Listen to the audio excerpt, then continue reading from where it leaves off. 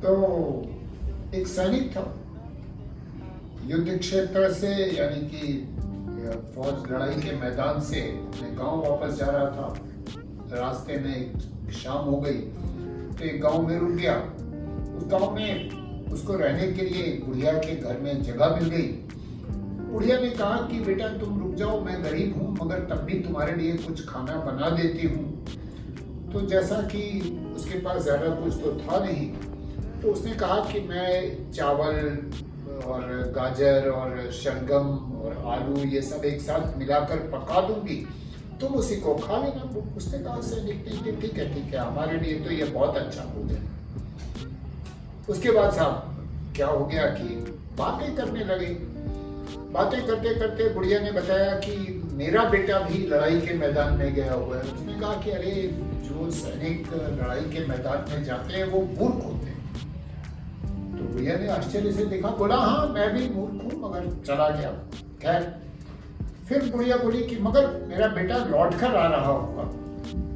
उसने कहा लौट कर आना तो मुश्किल लगता है क्योंकि लड़ाई के मैदान में तो बहुत खतरे होते हैं। तो बुढ़िया बोली नहीं मेरा बेटा तो बहुत बहादुर है। उसने कहा बहादुर है तब तो फिर उसका लौट कर आना और भी मुश्किल है और वो तो मर ही गया होगा। बस आप बुढ़िया जो थी वो बहुत नाराज हो गई। उसने कहा तुम ऐसी मनुष्यत की बातें कर रहे हो, मैं तुम्हें अपने घर में नहीं रहने दे सकती, तुम निकल जाओ। उसने कहा अरे मगर, उसने कहा नहीं मैं तुम्हारी बातें करने का तरीका बहुत खराब है, तुम जाओ यहाँ से। तो उसने कहा मगर तब मेरा खाना तो दे दो मुझको। उसने कहा ठीक है तुम्हारा खाना मैं दे देती हूँ। और जो आधा कच्चा पक्का जो भी चावल वावल था पानी वानी सहित उसने उसके कपड़े में उलट दिया और वो उसको लेकर चल पड़ा। जब वो उसको लेकर चल पड़ा तो उसके कपड़े में से वो पानी उसका छूटा गया, चला जा रहा था। तो लोगों ने उससे पूछा कि भाई तुम ये क्या चीज गिर रही है तुम्हारे कपड़ों में से। तो उसने बताया कि साहब ये मेरी बातों का रस है जो चू रहा है। और तब उसने बताया लोगों को कि मैंने ऐसी बातें की थी जो उनका रस ये मुझे दे रहा है। तो अब ये कहानी की शिक्षा तो सिर्फ यही है कि आप जैसी बातें करेंगे उसका फल आपको मिलेगा। तो भाई अगर अच्छी बातें कर सकते हो तो करो और नहीं कर सकते हो तो बातें मत करो, वही बेहतर है, वरना ऐसे ही बातों का रस छूटा जाएगा। Very good. Thank you. ठंडी कहाँ है, चवन्नी कहाँ है, रुपया कहाँ है, लाओ दो आदमी। कहानी है पत्थर की खिचड़ी। तो जैसा कि पिछली कहानी में था वैसा ही एक सैनिक लौट रहा था अपने गांव को। रात हो गई, रास्ते में एक दूसरे गांव में रुका। तो जब गांव में रुका तो गांव में गरीब लोग थे। उसने कहा कि साहब मुझको खाना दे दो। तो लोगों ने कहा कि भाई यहाँ पर तो खाना वाना है नहीं। तो उसने कहा नहीं मुझे ज्यादा खाने की जरूरत भी नहीं, मैं तो पत्थर की खिचड़ी भी बनाना चाहता हूँ। उसने कहा कैसे? उसने कहा एक बर्तन लो, उस बर्तन में पानी डालो और उस पानी में ये पत्थर डालो। पत्थर डाल दिया, पानी उबलने लगा।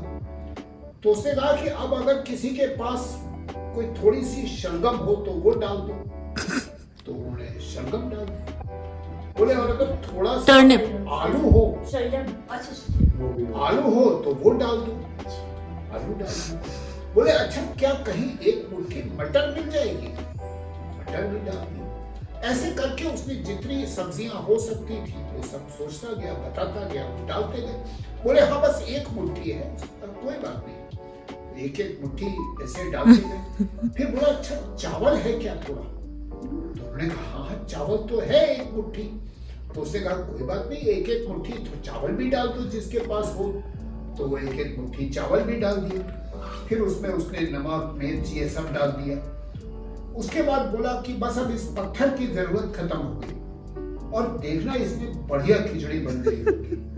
और साहब उसने वो पत्थर निकाला, उसमें से बाहर डाल दिया और उसके बाद उसने कहा साहब आप खिचड़ी खाकर देखी।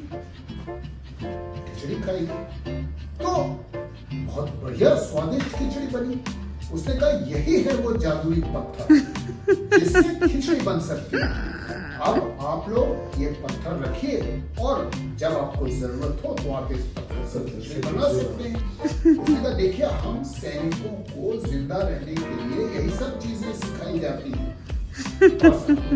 तैयार हो गई और गांव वाले भी वैसे ही खिचड़ी बनाने लगे। बोले हाँ बस किसी के पास शलगम हो आलू हो तो वो डाल दीजिएगा और उसके बाद निकाल दीजिएगा। वो खा पी के चला गया। खा पी कर चला गया, मगर इससे कम्युनिज्म का एक लेसन प्रिंसिपल था, लेसन जो था वो सामने आ गया कि अगर जो आप चाहें तो थोड़ा थोड़ा थोड़ा मिलाने से भी बहुत सारा सामान बन सकता है।